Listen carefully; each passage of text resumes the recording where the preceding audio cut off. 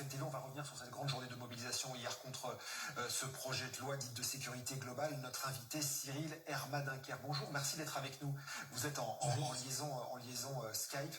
Vous êtes secrétaire national du syndicat, la Fédération indépendante de la police. On aimerait avoir votre réaction évidemment parce qu'on a vu parmi les images qui nous ont marqué évidemment cette scène, cette séquence où il y a un groupe de policiers de la Brave donc qui s'est fait passer à tabac par une certaine partie des manifestants qui étaient présents, des images très dures qu'on a vues et revues sur BFM TV. Est-ce que ça renforce le sentiment chez vous encore de cette fracture qu'il existe entre les policiers et une certaine partie de la population ? Alors déjà, juste une petite rectification, ce sont des policiers d'une compagnie d'intervention qui ont été littéralement lynchés hier. Plus spécifiquement, un policier de la 31e compagnie d'intervention. Ce qu'il faudrait rappeler, c'est que sur ce genre d'événement, la police, elle est là pour sécuriser les cortèges, pour permettre l'expression de la contestation dans un contexte républicain.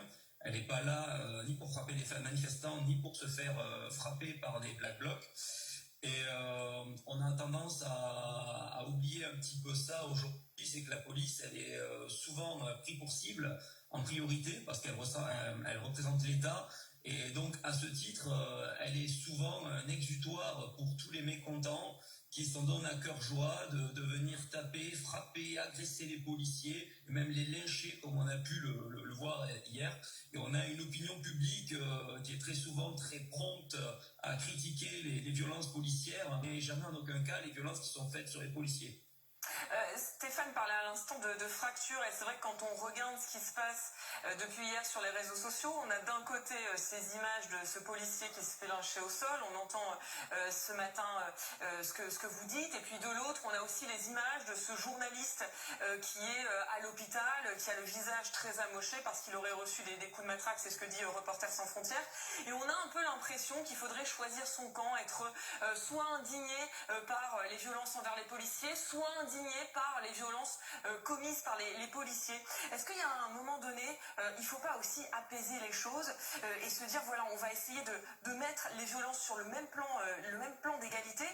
Est-ce qu'il ne faut pas abandonner ce fameux article 24 qui a suscité autant de contestations et autant de polémiques pour essayer justement d'apaiser le climat ? Écoutez, moi je ne pense pas qu'abandonner l'article 24 change quoi que ce soit. Il faut revenir sur cet article dont tout le monde fait une lecture erronée, je pense volontairement pour manipuler les foules. L'article 24, il a pour but de limiter la diffusion des vidéos de policiers permettant leur identification. Autrement dit, il est là pour empêcher les vidéos qui sont diffusées pour nuire. En aucun cas, ils sont là pour permettre des contrôles ou des arrestations préventives de personnes qui filmeraient une opération de police. Donc ça, c'est vraiment une grosse chose à préciser. Deuxièmement, en termes de camp, non, il n'y a pas de camp pour les policiers ou pour les citoyens. Les policiers sont là pour protéger les citoyens. Les policiers font leur travail. Ils ont le monopole de la violence légitime. Quand ils jugent de violence, il y a toujours une légitimité. Il peut y avoir des phénomènes à la marge, à l'extrême marge, où on a une toute petite minorité qui peut éventuellement ponctuellement dériver. J'ai envie de vous dire que la police est une institution à l'image de la population qui est constituée d'êtres humains et on ne peut pas prévenir des dérives qui sont à la marge et qui sont très regrettables. D'ailleurs, nous, à ce titre, on demande une fusion de l'IGPN et de l'IGGN, qui sont équivalents gendarmiques, en une même institution qui serait une autorité administrative indépendante, afin qu'on ne remette pas en cause systématiquement les enquêtes qui sont diligentées par ces services et qui, je vous l'assure, ne sont pas du tout, mais pas du tout pour protéger les policiers, loin de là.